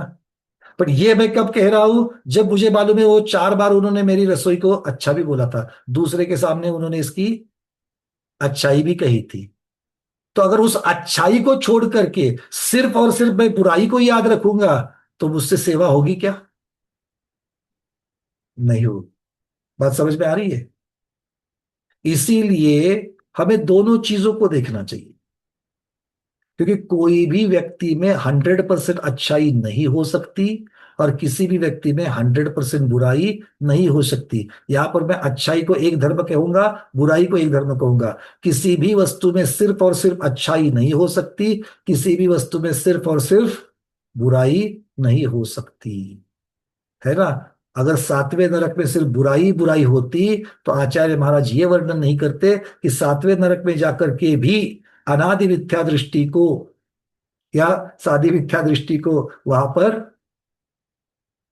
सम्यक्त की प्राप्ति होती। 7वें नरक में सम्यक्त मिलता है कि नहीं मिलता है? तो 7वें नरक में सारा सारा कुछ खराब ही खराब है? नहीं है, है ना? तो इसको हमेशा हमको याद रखना चाहिए। आचार्य क्या कहते? तत्कथम, ऐसा क्यों है? अर्थात एकांत रूप से एक पक्ष को स्वीकारने पर भी उसे दुर्नय क्यों कह रहे हो? और थोड़ा सा खुद के पूछ रहे, एक पक्ष को स्वीकारना तो नय है, फिर एक पक्ष को स्वीकारने वाले को आप दुर्नय क्यों कह रहे हो? तो आचार्य महाराज कहते, तथा ही सर्वथा एकांतेन सद्रूपस्य न नियतार्थ व्यवस्था संकरादि दोषत्वात्। उसमें दोष उत्पन्न होता है। क्या करने से दोष उत्पन्न होता है और कौन सा दोष उत्पन्न होता है? वो कह रहे हैं, अगर यदि वस्तु को सर्वथा सतरूप ही मानेंगे, सदरूपस्य सतरूप ही मानेंगे, अस्थि रूप ही मानेंगे, तो उसके अन्य धर्मों को मैं स्वीकार नहीं कर रहा हूं। अस्थि रूप ही सर्वथा मानूंगा तो वो नास्ति है क्या? आप अस्थि रूप हो कि नास्ति रूप हो? सोच समझ करके बोलना। क्योंकि जो भी बोलोगे उसका उत्तर देना पड़ेगा, क्या ऐसा क्यों? क्यों है मांगे दीदी, आप आस्ति रूप हो कि नास्ति रूप हो? आप बच गए, दोनों बोल रही है दीदी। दोनों है तो बच गए, है ना? क्योंकि अगर मैं अस्थि रूप ही हूं, अस्तित्व रूप ही हूं, ऐसा कहेंगे तो हेमांगी दीदी अस्थि रूप है। अगर वो अस्थि रूप है तो मैं उनको कल से स्मिता दीदी भी बोलूंगा, उनको मैं मनीषा दीदी भी बोलूंगा, क्योंकि अस्थि, सब कुछ अस्थि पे है। नास्तिपना जब मैं स्वीकार करता हूं कि वो हेमांगी दीदी है, वो मनीषा दीदी नहीं है, वो सुनीता दीदी नहीं है, वो रक्षशैला दीदी नहीं है, तब जाकर के उनका नास्ति रूप भी हमको चाहिए। तो आचार्य महाराज कह रहे हैं कि अगर सर्वथा सत्य रूप, अस्तित्व रूप ही अगर उनका माना जाएगा, और अन्य धर्म को, अन्य धर्म मतलब उनकी जो बाकी धर्म है उनको अगर मैं स्वीकार नहीं करूंगा, धर्म मतलब स्वभाव स्वरूप, उसको अगर मैं स्वीकार नहीं करूंगा, तो वस्तु की निश्चित और यथार्थ पहचान संभव ही नहीं है। क्योंकि मैं एक धर्म को ही देख रहा हूं। हाथी है, हाथी के स्वरूप को जिस प्रकार से है, उसमें से एक अंधे ने देख लिया ना कि पूंछ को ही हाथी बोल दिया, तो एक ही स्वरूप को देख लिया उसने और बोला हाथी ऐसा होता है, तो उसको क्या कह दिया? अंधा कह दिया, अर्थात मिथ्या कह दिया। तो यहां पर क्या होगा? व्यवस्था संकर आदि दोष उत्पन्न होंगे। अव्यवस्था नाम का दोष होता है जो व्यवस्था के विरुद्ध जाता है। व्यवस्था के विरुद्ध मतलब, व्यवस्था मतलब स्वभाव, व्यवस्था मतलब स्वभाव, जो स्वभाव के विरुद्ध जाएगा, मतलब जो व्यवस्था बनी हुई है उस व्यवस्था के विरुद्ध। ऐसा कुछ होता है क्या? अग्नि उष्ण है, अग्नि का स्वभाव क्या है? उष्ण है, तो ये व्यवस्था है। कल आप बोलोगे अग्नि बर्फ जैसी ठंडी है, ले लो थोड़ा, सर पर रख दो, चलेगा? क्यों? इसमें अव्यवस्था दोष आ रहा है। जो व्यवस्था है उसको छोड़ करके अव्यवस्था होती है ना? अभी अभी तो जो सभ्य कर जाकर के विधान करके आए उनको तो अच्छा मालूम है व्यवस्था क्या होती है और अव्यवस्था क्या होती है। आ गए हमारे विभागी दीदी। हाँ, है ना? बिल्कुल मालूम है। तो जो व्यवस्था बनी है, व्यवस्था किस लिए बनी है? सब कुछ लोक व्यवहार सुचारू रूप से चले। अगर उसमें अव्यवस्था करो तो, कुसुम दीदी, अव्यवस्था करो तो क्या होता है? गड़बड़ होती है ना? किसके लिए? सिर्फ प्रबंधकों के लिए होती है कि सबके लिए होती है? सबके लिए होती है। बस आचार्य महाराज वही कहते हैं, व्यवस्था में अव्यवस्था दोष आ जाएगा, और क्या है? संकर दोष आ जाएगा। क्योंकि नास्ति रूप नहीं मानेंगे तो अस्थि रूप में सभी यही है, जो जो अस्तित्व में है वो सब कुछ यही इसी में है। तो हेमांगी दीदी में सभी हमें स्वाध्यायी दीदियां दिखेगी हमको। तो ये संकर होगा कि नहीं होगा? संकर मतलब हाइब्रिड। तो इसीलिए ये सारे दोष उत्पन्न होंगे। इस प्रकार से आचार्य महाराज कहते हैं तथा सद्रूपस्य सकल शून्यता। अब देखो क्या क्या दोष आ रहे हैं। अव्यवस्था दोष आ रहा है, संकर दोष आ रहा है, और सकल शून्यता प्रसंगात। अब एक एक दोषों की चर्चा करेंगे आचार्य महाराज। अगर यदि केवल सामान्य रूप से सत्य को सदरूप से वस्तु को सत्य रूप ही स्वीकार किया जाएगा, और वस्तु के विशेष धर्मों को अगर अलग अलग धर्मों को स्वीकार नहीं करेंगे, तो सभी वस्तुओं की विशेषता समाप्त हो जाएगी। अगर सभी स्वाध्यायी हेमांगी दीदी रूप ही है, तो गांधीनगर वाले कोई स्वाध्यायी यहां पर बैठे ऐसा कुछ कहा जाएगा क्या? सूरत वाले राजेश भाई बैठे ऐसा कहा जाएगा क्या? चांपानेर वाले डॉक्टर शैला दीदी बैठे ऐसा कहा जाएगा क्या? क्यों? क्योंकि सारे स्वाध्यायी कौन है? हेमांगी दीदी, जो खार मुंबई से जुड़ती है। तो इससे क्या हो गया? अरविंद भाई का, डॉक्टर शैला दीदी का, राजेश भाई साहब का अस्तित्व खत्म हो गया, शून्य हो गए। अलग अस्तित्व बचा क्या? बात समझ में आ रही है कि क्या होगा? अगर हम चीजों को सिर्फ अस्थि रूप में स्वीकार करेंगे, तो जो उनका नास्ति रूप की अपेक्षा से जो वो नहीं है, जो मोबाइल है, मोबाइल, मोबाइल के द्रव्य क्षेत्र काल भाव की अपेक्षा से मोबाइल है, और टीवी के द्रव्य क्षेत्र काल भाव की अपेक्षा से वो क्या है? मोबाइल टीवी नहीं है। किंतु आपने नहीं है वाले धर्म को छोड़ दिया, बनता ही नहीं, बोले ऐसा है ही नहीं है। मुझे सिर्फ और सिर्फ क्या चाहिए? अस्तित्व वाला। मेरे सामने मोबाइल है, मैं बाकी चीजों को नहीं जानता। मोबाइल, मोबाइल, स्व चतुष्टय की अपेक्षा मोबाइल मोबाइल है, बस खत्म हो गई बात। अच्छा, बोले तो फिर वो टीवी के ऊपर और दीवार के ऊपर 55 इंच वाला जो टांगा है वो क्या है? वो भी मोबाइल बन जाएगा। किचन में जिसमें पानी भर के रखा है वो क्या है? वो भी मोबाइल बन जाएगा। जिस फ्रिज में दूध रखा है वो भी मोबाइल बन जाएगा। तो बोलो, मोबाइल में दूध रखा है ठंडा करने के लिए, चलेगा? मोबाइल के ऊपर दूध रखा है गर्म करने के लिए। मोबाइल में छाछ भिगो करके हम उसका मक्खन बनाएंगे, चलेगा? पता नहीं आगे आकर क्या क्या होगा, नहीं मालूम मोबाइल का। पर अभी तो आज तो नहीं है। समझ में आ रही बात है? तो क्या होगा, जिन जिन को आपने छोड़ दिया है वो सब शून्य रूप बन जाएगी। आचार्य महाराज कहते हैं सकल वस्तुओं का शून्य होने का प्रसंग उत्पन्न होगा। जी रविंद्र जी। इसका अर्थ अस्थि रूप माना है, पर चतुष्टय रूप हम नास्ति रूप नहीं ग्रहण किया, ऐसा समझना ना। आचार्य महाराज कहते हैं कि अगर आप अकेले अस्थि रूप को ही मानेंगे और बाकी हाँ। धर्मों को छोड़ देंगे, क्योंकि निरपेक्ष की चर्चा चल रही है, दुर्नय की चर्चा चल रही है, दुर्नय में क्या क्या दोष आएंगे वो बता रहे हैं, एकांत में क्या दोष आएंगे वो बता रहे हैं। अगर हम सिर्फ निश्चय को लेकर के चलेंगे तो भी दुर्नय बन जाएगा।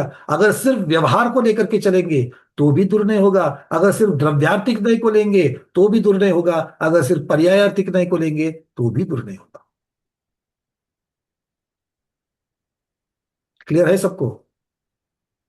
डॉक्टर शैला दीदी बोलिए, क्या है दिमाग में, क्या उथल पुथल चल रही है? नहीं नहीं, इसका मतलब है नित्य अनित्य है, दूर सूर्य दोनों मतलब एक साथ रहेगा, ये निश्चित है ऐसा? सुनय दुर्नय ये ऐसा नहीं नहीं, होगा। दुर्नय। सुनय सुनय को लेना दुर्नय है चाहिए, दुर्नय को हाँ। छोड़ना चाहिए। हाँ, दूर नहीं छोड़ना चाहिए। जैसे नित्य वस्तु नित्य भी है और अनित्य भी वो है। अनित्य। इसका अर्थ ये नहीं कि हमको सुनई को भी लेना है और दुर्नय को भी लेना है, ऐसा अर्थ नहीं है। नहीं नहीं नहीं नहीं नहीं। ठीक है ना? हम्म। डॉक्टर महिला दीदी। वंदना भैया जी, नहीं अपन जब कह रहे हैं कि ये मोबाइल है, तो हम्म। अगर उसको एक कह दिया कि मोबाइल है, पर जो टीवी है वो टीवी की जगह है, मोबाइल मोबाइल की जगह है। बिल्कुल सही। ये कब बनेगा? आपको मोबाइल मोबाइल की अपेक्षा से कह रहे हो, टीवी की अपेक्षा से नहीं कह रहे हो, तो विवक्षा लगा रहे हो ना। हम्म। जब आप घट कह रहे हो पानी भरने का, माठ कह रहे हो, जो भी आप कहते हो उसको, वो पानी भरने की अपेक्षा से ये पानी का कंटेनर है। दूध को गर्म करने की अपेक्षा से ये दूध का बर्तन है। क्या कल उसको मोबाइल कहोगे? क्योंकि वो नास्ति रूप हो जाएगा। नास्ति रूप कैसे? पर चतुष्टय की अपेक्षा से वो नास्ति है। पर चतुष्टय पर कौन है वहां पर? दूध के बर्तन के लिए मोबाइल पर है, भले दोनों पुद्गल है किंतु पर है। तो पर का द्रव्य, पर का क्षेत्र, पर का द्रव्य, मोबाइल का जो मटेरियल है, जो कॉन्फ़िगरेशन उसका जो पूरा जिससे बना हुआ है, क्या वो दूध के बर्तन का मटेरियल है? जहां पर मोबाइल रखा हुआ है वो सोफे पर रखा हुआ है और दूध का बर्तन किचन की ट्रॉली में है। तो क्षेत्र बदल गया। काल की ले लो, काल अलग है और भाव, दोनों के स्वरूप बिल्कुल भी अलग अलग है, दोनों के कार्य अलग है। तो इसीलिए दूध के बर्तन का कार्य, दूध के बर्तन का अस्तित्व वो उसकी अपेक्षा से है, वो दूसरे की अपेक्षा से नहीं है।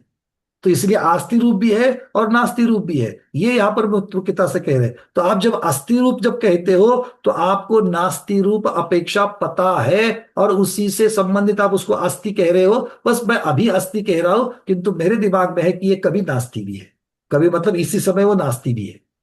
ये मुझे मालूम है, जब तक ये भावना है तब तक ये सुनया है। अगर आप कहोगे कि नहीं दूध का बर्तन दूध का बर्तन है, इसके अलावा कुछ नहीं, इसका नास्ती ये, मुझे क्या करना है? वो मोबाइल मोबाइल कुछ नहीं होता, मुझे सिर्फ दूध का बर्तन मालूम है। दूध का बर्तन है, ये सामने है, इसका अस्तित्व है, इसका स्व चतुष्ट है, इसकी अपेक्षा से दूध का बर्तन है। तो अस्थि रूप क्या हो गया? बाकी चीजों को शून्य कर दिया, बाकी चीजों को शून्य कर दिया। अब मुझे टाइम देखना है, अब मुझे फोन करना है, तो आपके पास अस्थि रूप क्या है? दूध का बर्तन, कौन? क्योंकि बाकी सारी चीजें शून्य हो गई।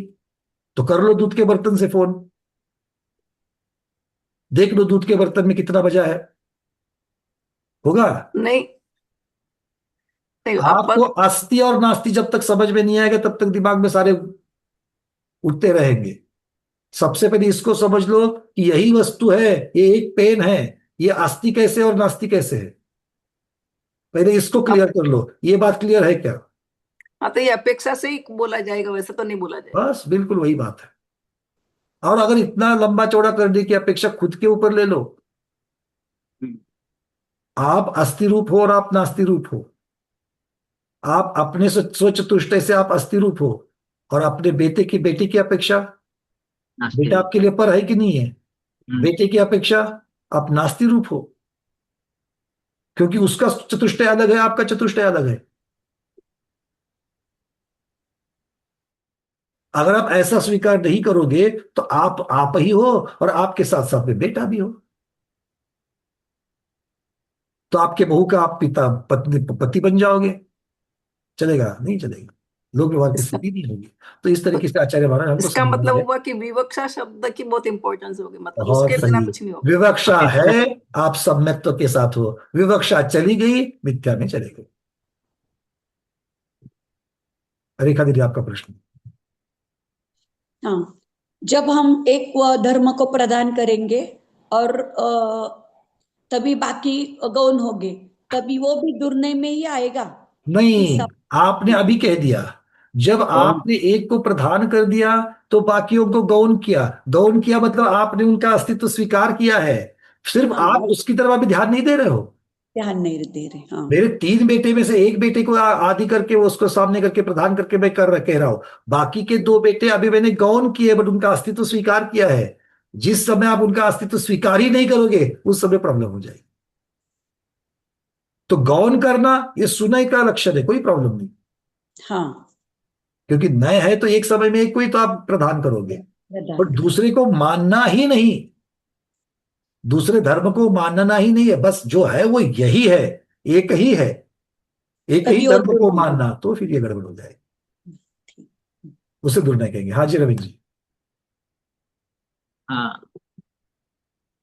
उभयवासी का भी वर्णन आता है। एका है एक व्यवहारवासी, निश्चयवासी और उभयवासी। तो उभयवासी में हम कैसे घटित करेंगे इसको? देखो, उभय मतलब कैसा होता है, जैसे आस्ति नास्ति होता है, आस्ति भी है नास्ति भी, ऐसे सात भंग बनेंगे। आस्ति हाँ। भी है सदास्ति भी है, और ये दोनों को एक साथ आप कह करके बोल दो, एक साथ क्रम से, एक साथ क्रम से, इस विवक्षा से अस्ति, इस विवक्षा से नास्ति। ये क्रम से जब आप दोनों का वर्णन करोगे तो अस्ति नास्ति बनेगा, किंतु क्रम से वर्णन होगा, विवक्षा से वर्णन होगा।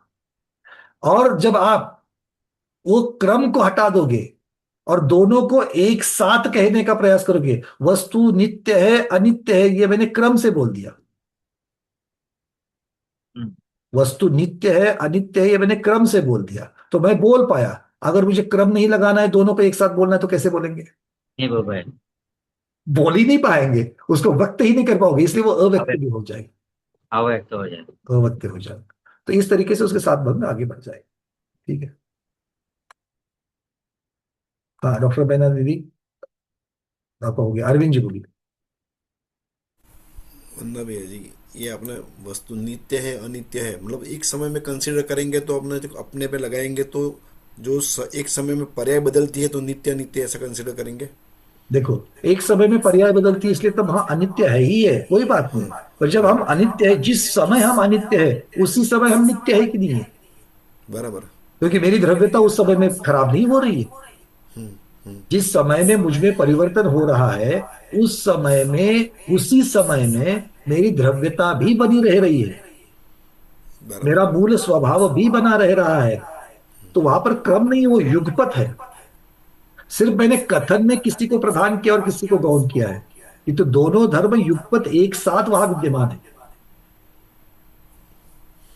आप तो एक ही समय में स्वाध्यायी भी हो और पिता भी हो कि नहीं? बराबर। क्या ऐसा है कि इस समय स्वाध्यायी हो अगले समय पिता हो? ऐसा तो नहीं होता। नहीं। बस आप कथन करते हो, किसी को प्रदान कर रहे हो, किसी को गौण कर रहे हो, ये बात। और दूसरा कि अगर अपन ऐसा बोल रहे हैं कि भाई आगम ही मतलब मोक्ष मार्ग का सच्चा साधक है, मतलब ऐसा बोल रहे हैं, तो मतलब दूसरे जो शास्त्र हैं या दूसरे धर्म है उसके सापेक्ष में अपन ने ये कथन किया, इसीलिए वो भी बराबर है कथन। बिल्कुल बिल्कुल है। और कभी कभी कोई चीज है जिसको यूनिवर्सल ट्रुथ कहते हैं, कि इसको दूसरा कोई विकल्प होता ही नहीं। जब आचार्य महाराज ने कह दिया सम्यक दर्शन ज्ञान चारित्राणी मोक्ष मार्ग, एक वचन कर दिया, मतलब मोक्ष मार्ग एक ही है। कोई बोलेगा आप एकांत कर रहे हो, बिल्कुल कोई प्रॉब्लम नहीं है। ऐसा एकांत है कि जिसको 3 काल में काटना पॉसिबल नहीं। ऐसी चीजें हो सकती है। तीर्थंकर 24 ही होते हैं, ऐसा नहीं कि सब जगह पर हम भी कहते हैं, ही भी लगाते हैं। तो जो यथार्थ स्वरूप की अपेक्षा से आप ही लगाओगे तो फिर ठीक है, उसमें कोई प्रॉब्लम नहीं है। इसमें मिथ्या नहीं होगा, मतलब वो तो जो वो है मिथ्या, वही। हमेशा ही लगाना या एक को ही मानना ये हमेशा मिथ्या नहीं है। यहां पर चर्चा विवक्षा की चल रही है, जब दो है फिर भी आप एक ही मान रहे हो। अगर तीर्थंकर 25 होते, कभी कभी अपवाद से भी अगर होते, और अगर आप मानते कि नहीं 24 ही होते हैं, तो फिर गड़बड़ हो जाता।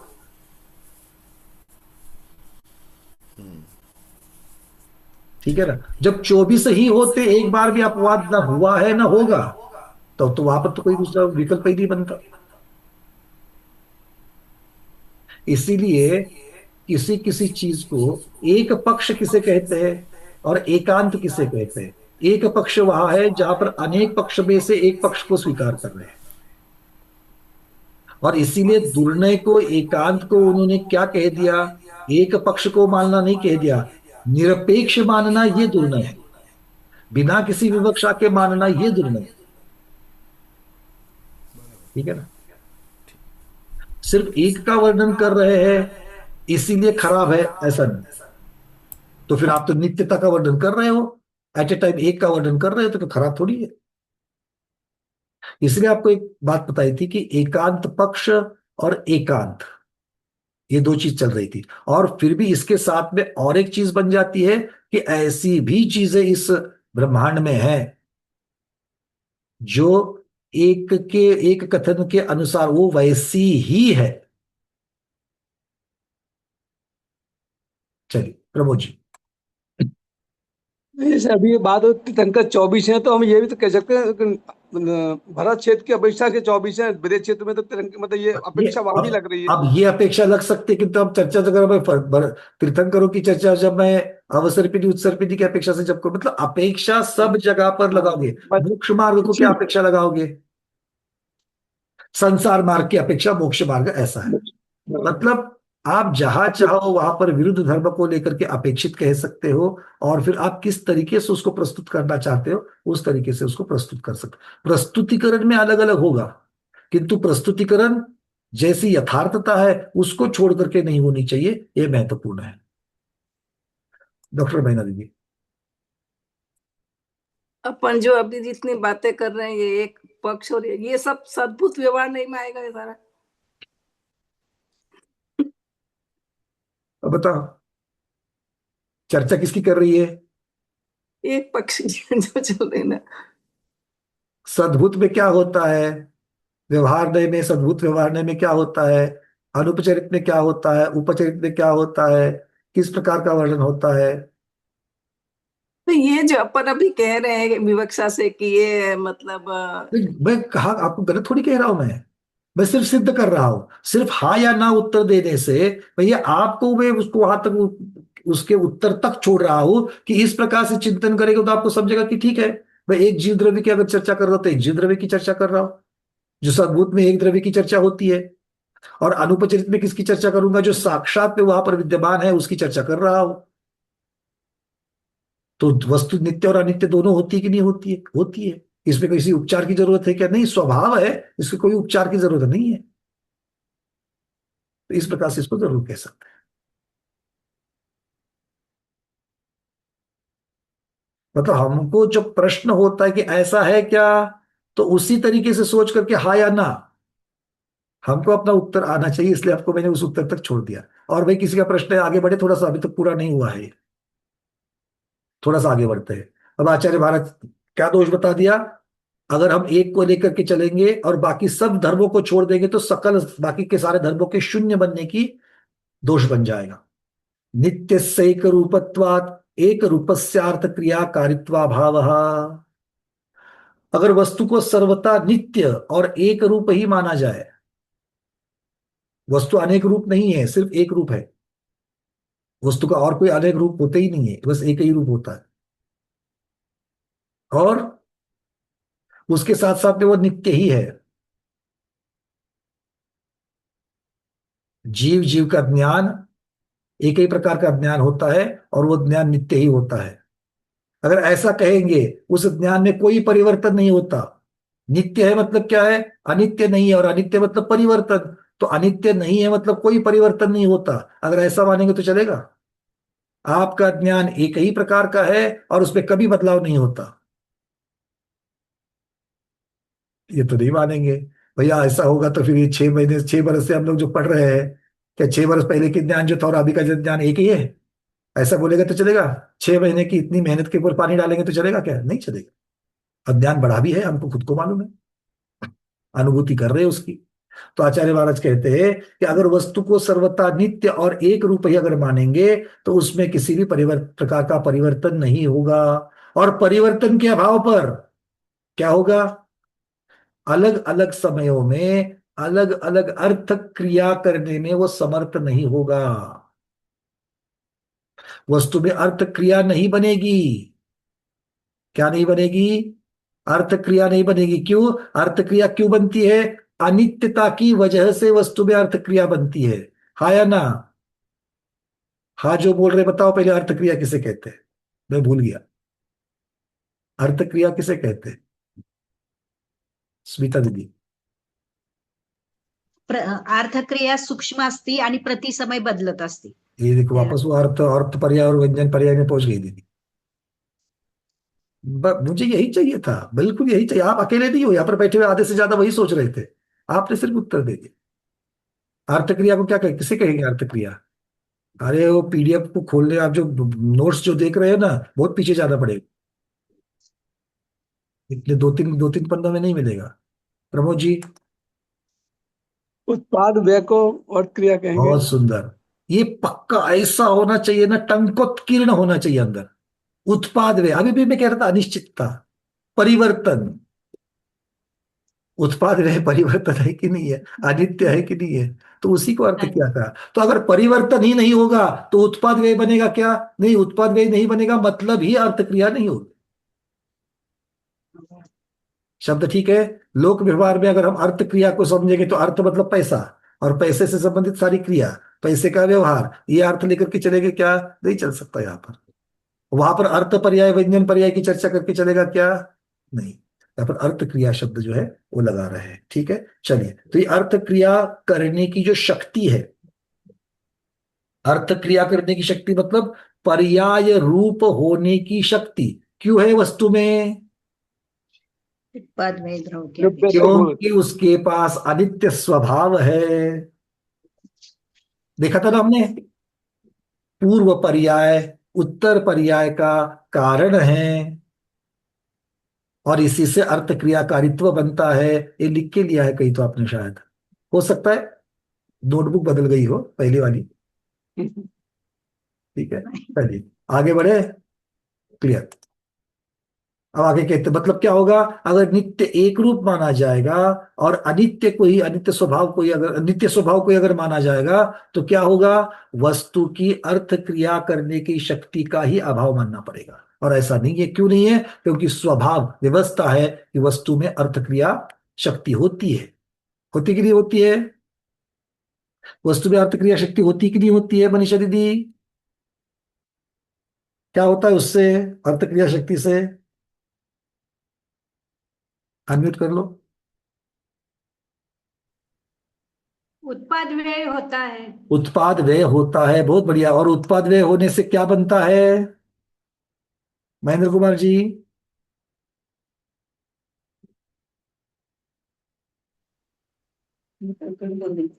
परिवर्तन होता है उसमें, परिवर्तन होता है मतलब वस्तु की पर्याय बनती है। बहुत बढ़िया, चलिए अब आगे कह रहे हैं अर्थ क्रियाकारित्वा भावे द्रव्यस्याप्य भाव। अगर अर्थ और ये अर्थ क्रियाकारित्व शक्ति का अभाव हो जाएगा तो क्या होगा? अगर वस्तु में अर्थ क्रिया करने की अगर सामर्थ्य नहीं होगी तो क्या होगा? वस्तु के द्रव्य भाव का, वस्तु के द्रव्यत्व का ही अभाव होगा। द्रव्य का द्रव्यत्व कब बना रहता है? द्रव्यपना कब बना रहता है? जब तक उसमें गुण और उसकी पर्याय बनी रहे। गुण बनाने की और पर्याय को बनाने की शक्ति जब तक बनाई रहे, पर्याय बनाने की शक्ति जब तक बनी रहे, तब तक द्रव्य का द्रव्यत्व है। हाँ या ना? तो आप तो उसका अभाव कर रहे हो। अभाव करेंगे तो द्रव्य का द्रव्यत्व रहेगा क्या? और जिसका स्वभाव ही नहीं रहेगा तो वो वस्तु रहेगी क्या? आपका स्वभाव क्या है? अब बोलो ज्ञात दृष्टा, बोलो ज्ञाता दृष्टा, आपका स्वभाव क्या है?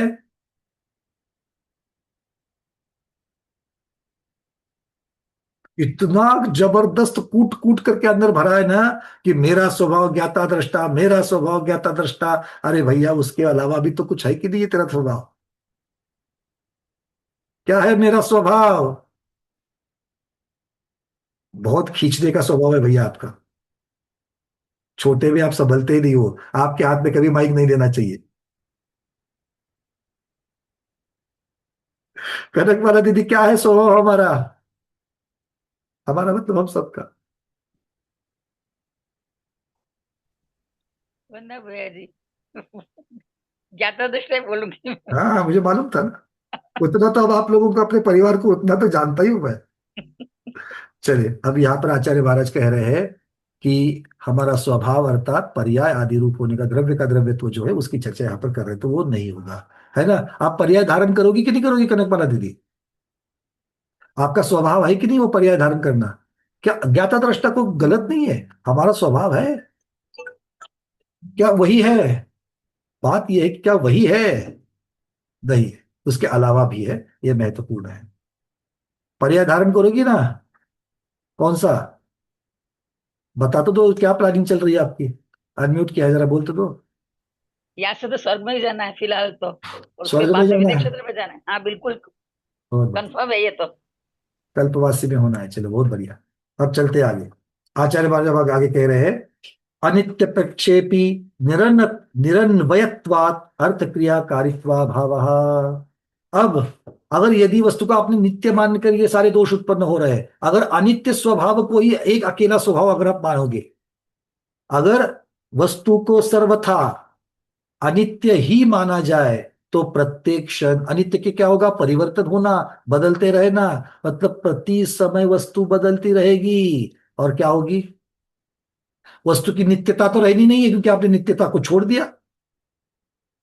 तो क्या होगा?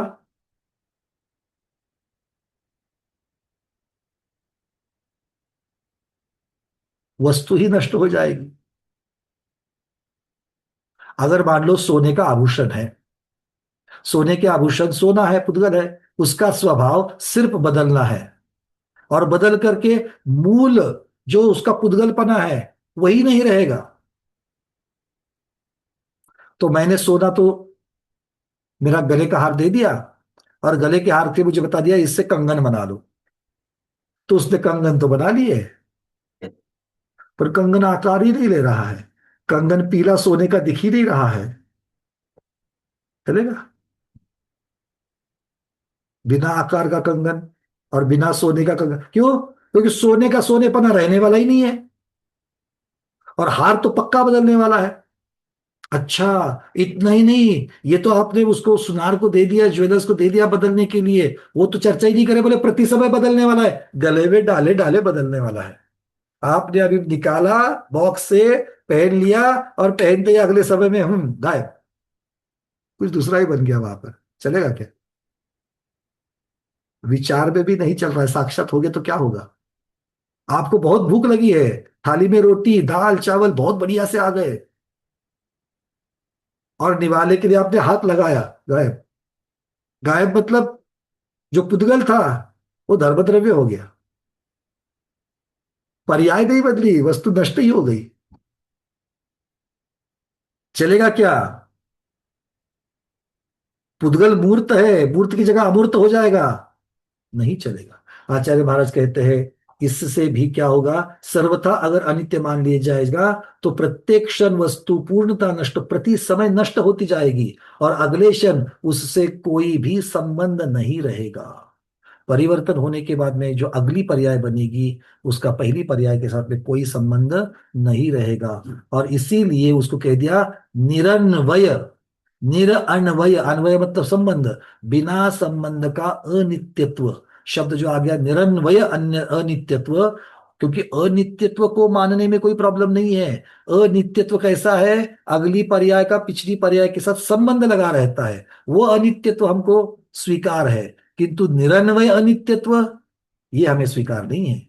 क्यों? क्योंकि वस्तु का ही तो नाश हो जाएगा, ये आचार्य महाराज यहाँ पर कह रहे हैं। इसलिए सर्वथा अनित्यत्व को भी वस्तु के वास्तविक सत्ता को सिद्ध नहीं कर पाएगा।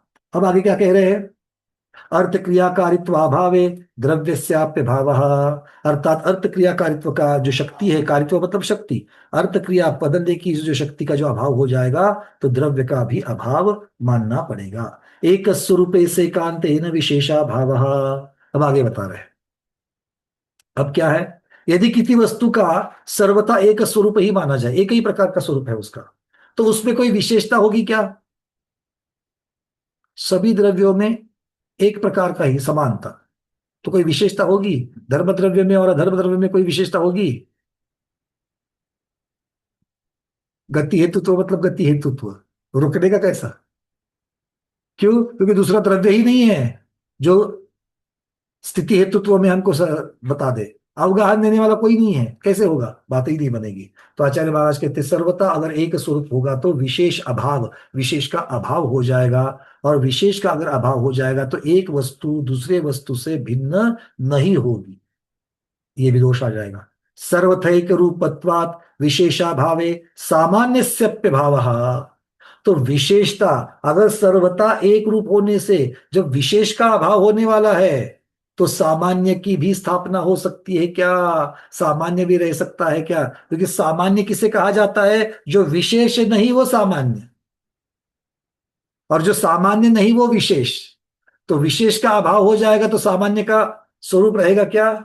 सामान्य का भी स्वरूप नहीं रहेगा, अर्थात वहां पर भी वस्तु का अभाव हो जाएगा। निर्विशेषम निर्विशेषम ही सामान्यम भवेत् खरविषानवत्। वो कह रहे हैं निर्विशेषम, जो सामान्य किसी भी विशेष से रहित हो। सामान्य अगर विशेष रहित कोई सामान्य है तो वो कैसा है? वो खरगोश के सिंह के जैसा असत रूप है, अभाव रूप है, और सिर्फ कल्पना मात्र रह जाएगा, ऐसे आचार्य महाराज कह रहे हैं। सामान्य रहित तत्वाच्च विशेषस्तद्वेव ही।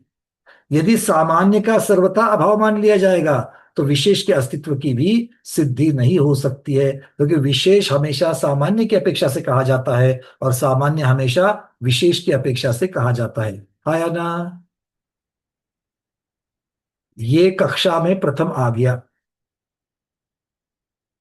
इसने विशेष प्रावीण्य हासिल कर दिया। तो वो विशेष प्रावीण्य विशेष कब कहलाएगा? अगर पूरे कक्षा में अगर एक ही बच्चा है, एक ही परीक्षा देने वाला, उसका कोई विशेष बनेगा क्या? नहीं। जब 50 स्टूडेंट अगर परीक्षा देंगे उसमें जब वो पहला आता है तब जाकर के विशेष बनता है। हाँ या ना? बस इस प्रकार से वो कह रहे हैं। इत्यादि निरपेक्षा नया दुर्नया असत्य रूपा अनर्थकारिणः संति। इस प्रकार जो नए अपने प्रतिपक्षी धर्मों की अपेक्षा छोड़ देता है, निरपेक्ष हो जाता है, वो धर्म एक धर्म को ही हमेशा सर्वथा मानता है, एकांत रूप से ग्रहण करता है, और चूंकि निरपेक्ष होता है इसलिए वो दुर्नय है, नया दुर्नया। और वो कैसा है? असत्य रूपा अनर्थकारिणः। सुनय को क्या कह दिया था? शोभन रूपा सत्य स्वरूपा। सुनय को क्या कह दिया था? शोभन स्वरूपा सत्य रूपा। और दुर्नय को क्या कह रहे हैं? असत्य स्वरूपा अनर्थकारी, अनर्थ करने वाला और असत्य स्वरूप ये हो जाएगा। नियमेन अवश्यम सुनयादो सुनयेभ्य सत्य रूप नयेभ्य सकल व्यवहार सिद्धि। तो इससे विपरीत अर्थात दुर्नय से विपरीत कौन है? सुनय है, अर्थात जो सापेक्ष है, अपेक्षा सहित होता है, वो सत्य स्वरूप नयों के द्वारा ही सकल व्यवहार, सभी व्यवहारों की सिद्धि होती है। ये सारी बातें हैं, उसी चीज को आचार्य महाराज रिव्यू करके उसको कंफर्म कर रहे हैं। सकल व्यवहाराणाम भेदोपचारेण सकल वस्तु व्यवहार क्रियमाणानाम ग्रहण दान गमनागमन यजन याजन स्थापनादि व्यवहाराणाम सिद्धिम निष्पत्तिर्भवति। अब ये व्यवहार व्यवहार व्यवहार की जो चर्चा कर रहे हैं, व्यवहार किसे कह रहे हो? व्यवहार की सिद्धि होती है, व्यवहार की सिद्धि होती है, किसकी सिद्धि होती है? इसका यहां पर कह रहे हैं आचार्य महाराज कि वस्तुओं में विद्यमान भेद और विभिन्न धर्मों को उचित रूप से, सम्यक रूप से जब स्वीकार करते हैं, अर्थात एक धर्म को प्रधान करके अगर अन्य धर्मों को गौण करके, उनको छोड़ कर नहीं, उनको सिर्फ गौण करके जब अपेक्षा सहित उसको जब हम स्वीकार करते हैं, तो समस्त व्यवहारों की सिद्धि होती है। तो सकल वस्तु व्यवहार क्रियमाणा नाम, समस्त व्यवहार की सिद्धि मतलब किसकी सिद्धि होती है? तो बोलते हैं ग्रहण करना, दान देना, लेना और देना, इसकी सिद्धि हो जाती है। गमन और आगमन, जाना और आना, यजन और याजन। यजन और याजन का अर्थ बता सकते हो? यजन किसे कहते हैं और याजन किसे कहते हैं, अरविंद जी? यजमान और मेहमान ऐसा बोलते हैं। हाँ, यजमान और यजन मतलब यजमान। मेहमान। रजनी दीदी क्या कहना है आपको? वंदना भैया, यज्ञ खत्म कराना क्यों? यज्ञ करना यजन है। शायद। और कोई?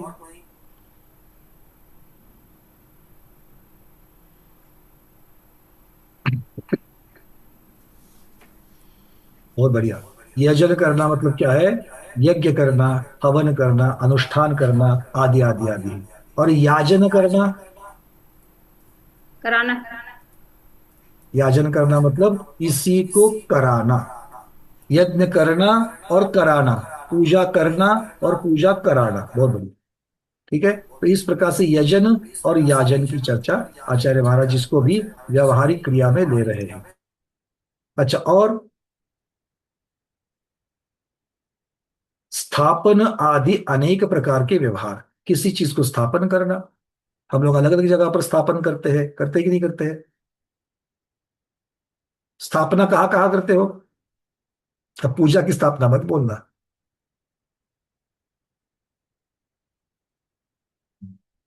ये वो वाला बर्तन मत लेना, वो दूध का बर्तन है। तो उस बर्तन में दूध के संबंधी बर्तन बनने की आपने स्थापना करी कि नहीं करी? वो वाली कढ़ाई मत लेना, ये वाली कढ़ाई लेना, क्योंकि आपने उसको स्थापना वो उसके लिए करके स्थापित कर दिया उसको। तो इस प्रकार से आचार्य महाराज यहाँ पर कह रहे हैं। तो इस प्रकार से यहाँ पर गाथा क्रमांक 266 आचार्य महाराज संपन्न कर रहे हैं। तो सुनय से लोक व्यवहार की सिद्धि होती है, जो सापेक्ष होता है, और दुर्नय से अनर्थ होता है, आचार्य महाराज कहते हैं, क्योंकि वो निरपेक्ष होता है। आज के स्वाध्याय को गुरुओं के श्री चरणों में बारंबार नमोस्त वंदना इच्छा का करते हुए यहीं पर समापन करते हैं। जैनम जयतु शासनम, जैनम जयतु शासनम, जैनम जयतु शासनम।